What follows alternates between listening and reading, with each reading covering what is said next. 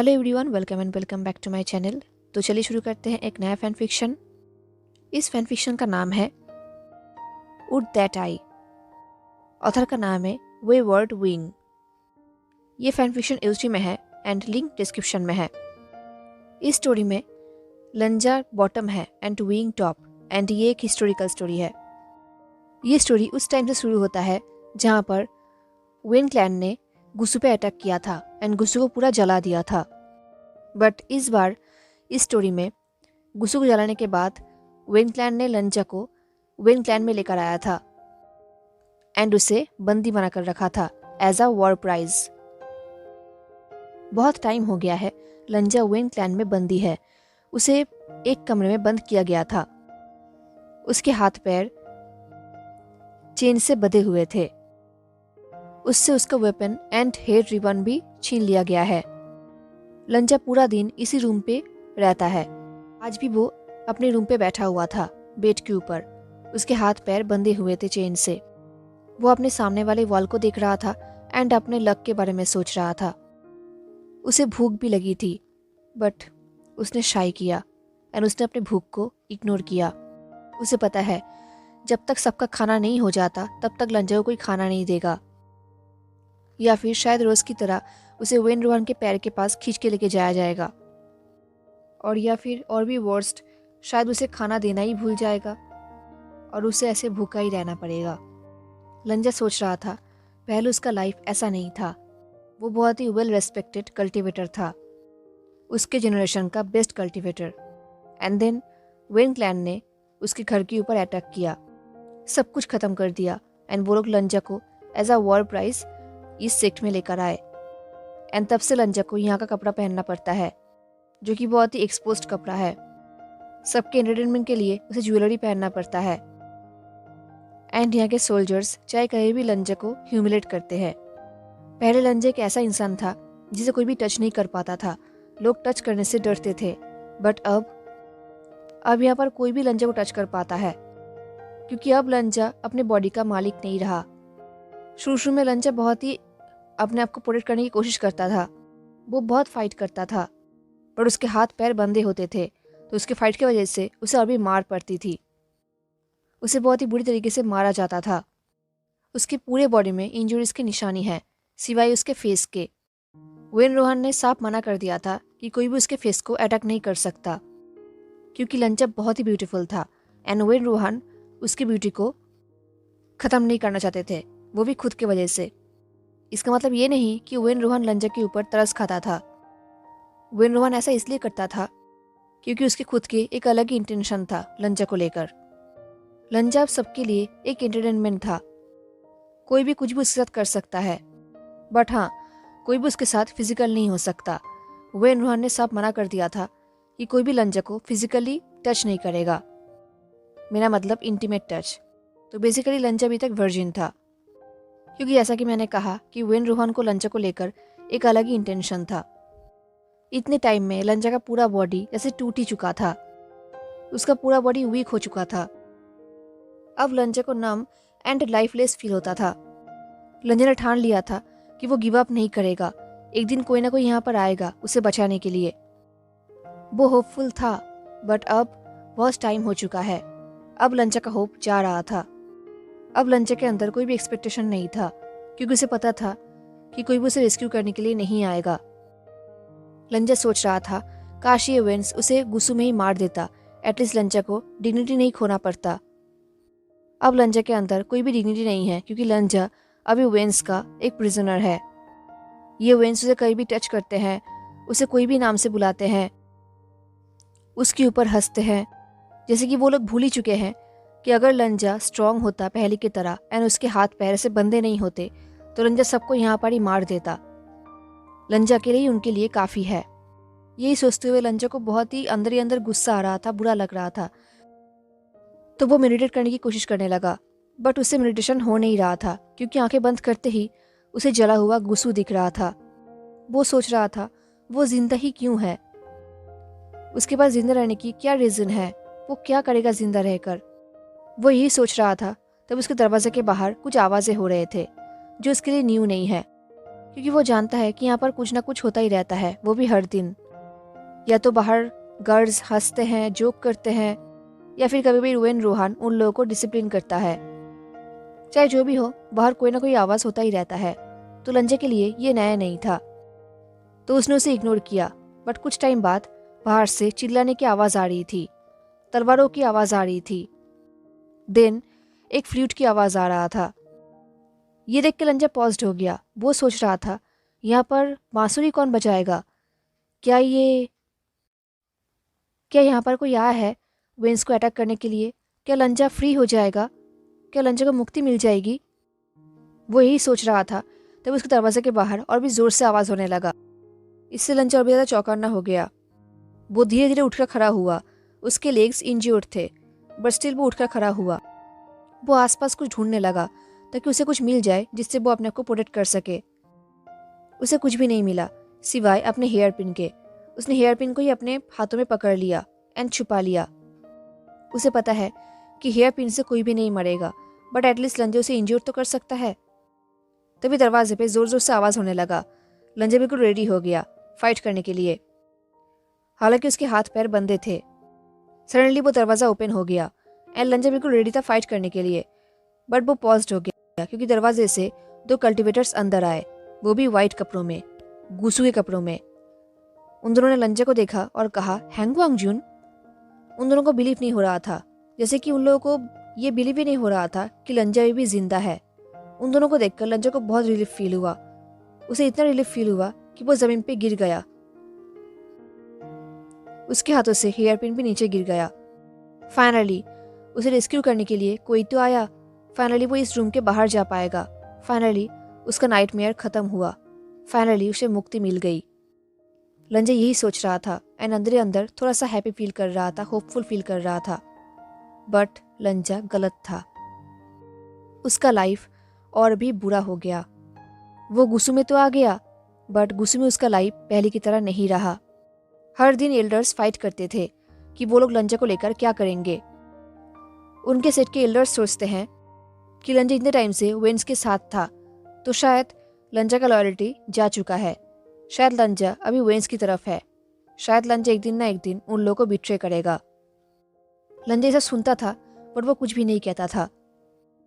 जिस दिन उसे रेस्क्यू किया गया है, उस दिन के बाद से लंजा को एक दिन के लिए भी रेस्ट नहीं मिला।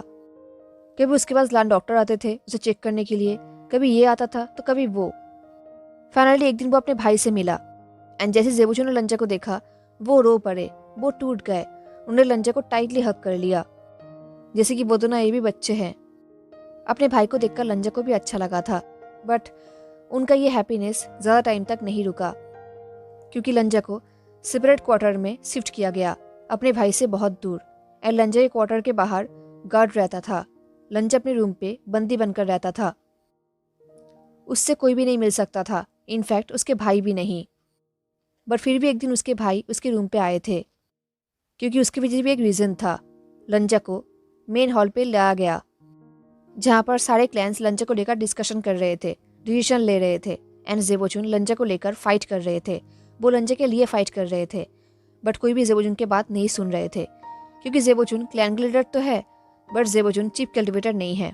चीफ कल्टिवेटर जिन गुआंगशान है, तो सब लोग जिन गुआंगशान की बात ही सुनेंगे। एंड सबसे बड़ी बात, लंजा के खुद के क्लैन ही लंजा के ऑपोजिट थे। सिर्फ जेबोचुन लंजा के साथ थे और कोई भी नहीं। उनके एक एल्डर ने कहा, हम लांगवांग जी को लेबर कैंप पे लेके जा सकते हैं, वो वहां पर रह सकता है वेन कल्टिवेटर्स के साथ। तभी जेबोचुन ने कहा, बिल्कुल भी नहीं। इस बार जेबोचुन के वॉइस में गुस्सा था। जेबोचुन के वॉइस सुनते ही लंजा ने जेबोचुन की तरफ देखा। वो अपने भाई को ऐसे पहली बार देख रहा था। जेबोचुन जो हमेशा स्माइल करते हैं, वार्म रहते हैं, आज वही जेबोचुन सीरियस थे, गुस्से में थे अपने भाई के लिए। जेबोचुन की बात सुन के जिन गुआंग्याओं ने कहा, वो लांगवांग जी लांग क्लैन का पार्ट थे, तो हम उन्हें ऐसे ही लेबर कैंप में नहीं भेज सकते। यही निये क्लैन का डिसीजन है। तभी एक एल्डर ने कहा, दिन शादी? तभी आसपास से सब लोग बोलने लगे कि कोई भी लंजा से शादी नहीं करेगा, क्योंकि लंजा ऑलरेडी यूज्ड हो चुका है। कोई भी यूज्ड इंसान को अपना पार्टनर नहीं बनाना चाहेगा। लंजा ये सुन तो रहा था, पर उसने कुछ कहा नहीं। उसने किसी को भी नहीं कहा कि वो अभी भी वर्जिन है, क्योंकि वेन क्लैन ने उसे टच नहीं किया था। वेन रोहान ने साफ मना कर दिया था कि कोई भी लंजा को टच नहीं कर सकता, क्योंकि वेन रोहान के लिए लंजा का वर्जिनिटी एक वेपन था जो वो बाद में यूज करने का सोच रहा था। तो लंजा ये भी वर्जिन है, बट लंजा ये बात सबको नहीं कहेगा, क्योंकि क्या फायदा, क्योंकि लंजा शादी ही नहीं करना चाहता।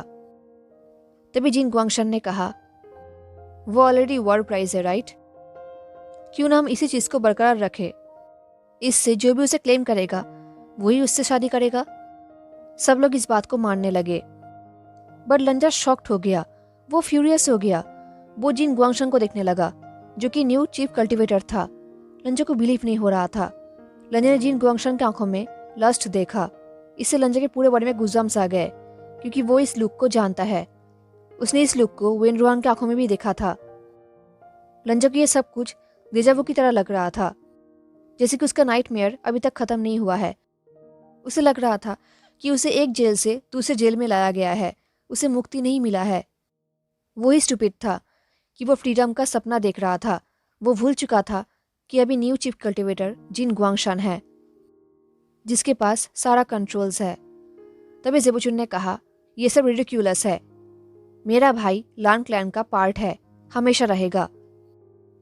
तो तुम्हारे पास कोई भी राइट नहीं है उसके लिए डिसीजन लेने का। तभी जिन गुआंगशन ने कहा, लान सीचेन वो पार्ट था, अब वो पार्ट नहीं रहा। सारे लोग जिन गुआंगशन को सपोर्ट करने लगे। इससे लंजा का दिल टूट रहा था। वो अंदर ही अंदर बिखर रहा था।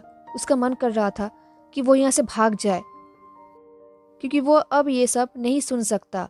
उसके लिए बहुत हो रहा था। अब वो सच में हेल्पलेस हो चुका था। उसे पता है, चाहे कुछ भी हो जाए, चाहे वो कुछ भी क्यों ना कर ले, वो किसी का भी माइंड चेंज नहीं कर सकता। वो सोच रहा था कि वो कितना स्टूपिड था कि वो पास्ट में इन लोगों के लिए वॉर कर रहा था, इन लोगों के लिए लड़ रहा था, एंड आज ये लोग ही उसके साथ ऐसा बिहेव कर रहे हैं। बट लंजा के पास और कोई ऑप्शन नहीं था, तो उसने कहा, लंजा ने कहा, मैं ये शर्त एक्सेप्ट करता हूँ।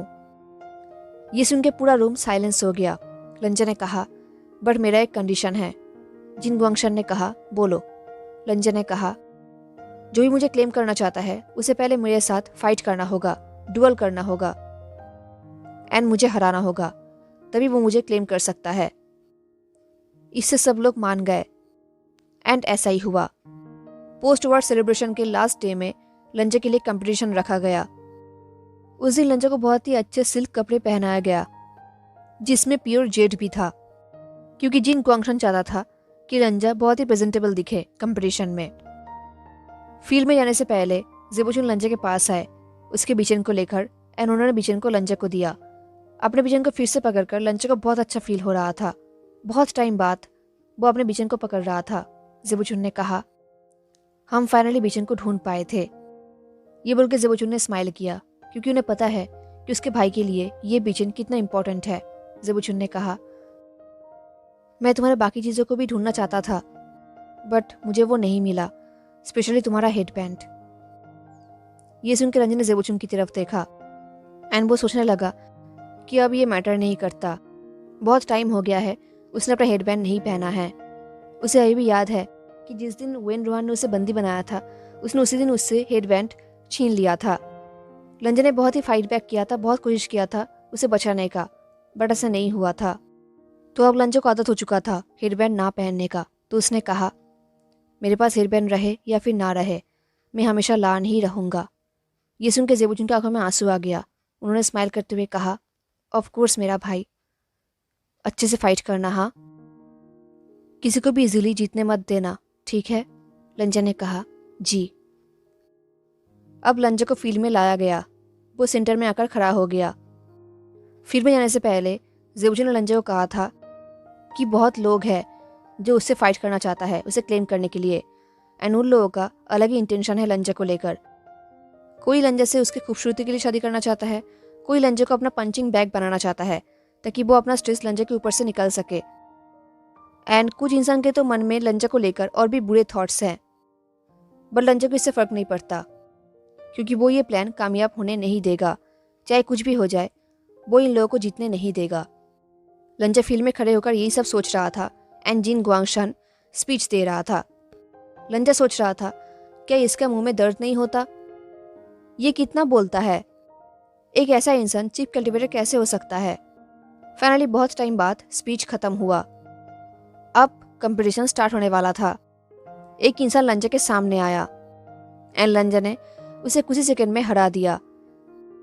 सिर्फ उसी को ही नहीं, ऐसे बहुत सारे इंसान लंजा के सामने आए एंड लंजा ने सबको हरा दिया, 1 by 1। ये देख के सब लोग शॉक्ड हो गए, जैसे कि सब लोगों को पता ही नहीं था या फिर सब लोग भूल चुके थे कि लंजा सिर्फ लंजा नहीं, वो हैंग वांगजून है। लंजा 1 by 1 सबको हरा रहा था। वो बहुत टाइम बाद फाइटिंग कर रहा था। उसे बहुत ही टायर्ड फील हो रहा था, एग्जॉस्टेड फील हो रहा था, बट स्टिल वो सबको हरा रहा था। ये देख के सब लोग नर्वस हो गए, शॉक्ड हो गए एंड धीरे धीरे लंजा को पावरफुल फील होने लगा। उसने स्मीक करते हुए सबकी तरफ देखा और कहा, क्या आप सब लोग भूल चुके हो कि मैं कौन हूं? 1 by 1 बहुत सारे कल्टीवेटर्स आए, बट लंजा ने सबको हरा दिया। ऐसी बात नहीं है कि लंजा के सामने वाला कल्टीवेटर वीक है, वो लोग भी स्ट्रांग है, बट लंजा सुपीरियर है। वो हैंग वांगजून है, ऑफ कोर्स उसे हराना इम्पॉसिबल है। ये लोग लंजा के सामने कुछ भी नहीं है। अगर लंजा अपने फुल पावर में होता तो वो थकता भी नहीं। अभी उसके सामने एक नया कल्टीवेटर आया, पर लंजा ने उसे भी हरा दिया। एक एक करके लंजा ने सबको हरा दिया। ये देख के पूरा क्राउड साइलेंस हो गया। अब कोई भी लंजा से लड़ने के लिए उसके सामने नहीं आ रहा था। कुछ सेकंड के लिए लंजा को लगा कि फाइनली वो जीत गया है, फाइनली अब वो घर जा सकता है। बट ऑफ कोर्स लंजा गलत था, क्योंकि भीड़ में से एक डार्क कपड़े पहना हुआ इंसान लंजा के सामने आया एंड उसे देखते ही लंजा शॉक्ड हो गया। उसका ब्रीथिंग भी रुक गया। लंजा को याद आया कि जब वो वेन क्लैन में था बंदी बन, तब वहाँ के वेन सोल्जर्स एक काले कपड़े पहने हुए इंसान को लेकर बहुत बात करते थे। वो लोग कहते थे कि वो इंसान बहुत ही पावरफुल है, डेंजरस है, वो एक बांसुरी लेकर घूमता है एंड उसे देख के लगता है कि वो अपने साथ डेथ को लेकर घूमता हो। वो सबके लिए एक डर है, एक नाइटमेयर है। ये सुनकर लंजा हमेशा सोचता था कि वो एक दिन उस इंसान से मिलना चाहेगा जो सारे क्लैन के लिए, स्पेशली वेन्स के लिए डर है। बट लंजा ने कभी सोचा भी नहीं था कि वो इंसान उसका पुराना दोस्त होगा, उसका चाइल्डहुड क्रश होगा, क्योंकि वो इंसान और कोई नहीं, वही वुशियान था। विंग लंजा के सामने आकर खड़ा हो गया फील्ड में फाइट करने के लिए। लंजा ने उसके वेस्ट की तरफ देखा तो उसके वेस्ट में कोई भी तलवार नहीं था, उसके हाथ में सिर्फ एक बांसुरी था। ये देख के लंजा ने कहा, सुइबिया कहाँ पर है? ये बोलकर लंजा सोच रहा था कि इतने टाइम बाद विंग से मिलकर लंजा पहली बात यही नहीं कहना चाहता था, बल्कि वो उसे माफी मांगना चाहता था, उसे अपने मन की बात बोलना चाहता था। बट विंग को देखकर लंजा को बहुत बुरा लग रहा था, क्योंकि विंग, वो जॉयफुल विंग अब वैसा नहीं रहा। वो बहुत चेंज हो चुका है एंड ये देख के लंजा का दिल टूट रहा था। लंजा के बात सुन के विंग ने स्मीक करते हुए कहा, उसके लिए तुम चिंता मत करो, चलो अटैक करो। अब लंजा हेजिटेट फील कर रहा था, क्योंकि वो विंग को हर्ट नहीं करना चाहता। हाँ, बचपन में विंग लंजा को बहुत परेशान करता था, बट लंजा कहीं भी विंग को हर्ट नहीं कर सकता। बट लंजा के लिए उसका फ्रीडम भी मैटर करता है एंड ये लड़ाई उसके फ्रीडम का लड़ाई है। तो लंजा ने एक डीप ब्रेथ लिया एंड वो विंग पर अटैक करने लगा। लंजा अटैक कर रहा था एंड विंग अपने आप को डिफेंड कर रहा था। लंजा अटैक किया जा रहा था एंड विंग डिफेंड किया जा रहा था। अब लंजा को बहुत ही ज़्यादा इरिटेट फील हो रहा था। वो लोग कंटिन्यू फाइट करते रहे। आज पूरे दिन में सिर्फ यही फाइट था जो बहुत टाइम तक चल रहा था। लंजा ऑफेंसिव था एंड विंग डिफेंसिव। अब लंजा को बहुत ही एनोइंग फील हो रहा था। तब उसे बहुत ही नॉस्टैल्जिया फील हुआ। उसे याद आ गया कि जब वो फर्स्ट टाइम विंग से मिला था, तब विंग छुपाकर एम्परर स्माइल गुस्से में लेकर आ रहा था एंड उस दिन भी लंजा ने विंग पर अटैक किया था एंड विंग अपने आप को डिफेंड कर रहा था। ये मेमोरी लंजा के लिए अब बिटर स्वीट था, क्योंकि अब वो दोनों बच्चे नहीं रहे, अब वो दोनों अब बॉयज नहीं रहे, अब वो दोनों मेन बन चुके थे। एंड ये लड़ाई उनके लाइफ का लड़ाई था। ये लड़ाई उनके लाइफ को चेंज करने वाला लड़ाई था। वो लोग जितना फाइट कर रहे थे, लंजा का बॉडी उतना ही थके जा रहा था। लंजा का बॉडी जैसे उसे चिल्लाकर बोल रहा था कि वो अब रुक जाए। हार मान ले, क्योंकि लंजा का बॉडी थक चुका था। बट लंजा हार नहीं मान रहा था। उसे पता है कि वो बहुत टाइम बाद फाइट कर रहा है, उसने बहुत टाइम बाद तलवार पकड़ा है, तो वो बहुत ही ओवर कर रहा है। बट स्टिल लंजा हार नहीं मान सकता। दिल लंजा सोच रहा था कि विंग का प्राइज बनना इतना बुरा भी नहीं है, क्योंकि वो दोनों एक दूसरे को जानते हैं। हाँ, ये बात सच है कि विंग चेंज हो चुका है, बट शायद विंग उसके साथ काइंड रहेगा, वो उससे अच्छा बिहेव करेगा। बट स्टिल लंजा ऐसे ही हार नहीं मान सकता। उसे फिर भी लड़ाई करना होगा, क्योंकि ये लड़ाई उसके फ्रीडम के लिए है, ये उसके फ्रीडम का खेल है। वो यही सोचते हुए लड़ रहा था, बट इस बार विंग ने लंजा को पकड़ लिया पीछे से। लंजा का बैक विंग के चेस्ट में था। विंग ने लंजा को बिल्कुल ट्रैप कर लिया था एंड लंजा बिल्कुल फ्रोज हो चुका था। उसके दोनों हाथ ही विंग के कब्जे में थे। लंजा बहुत ही टायर्ड हो चुका था, एग्जॉस्टेड हो चुका था। विंग ने लंजा के हाथों को टाइटली पकड़ा।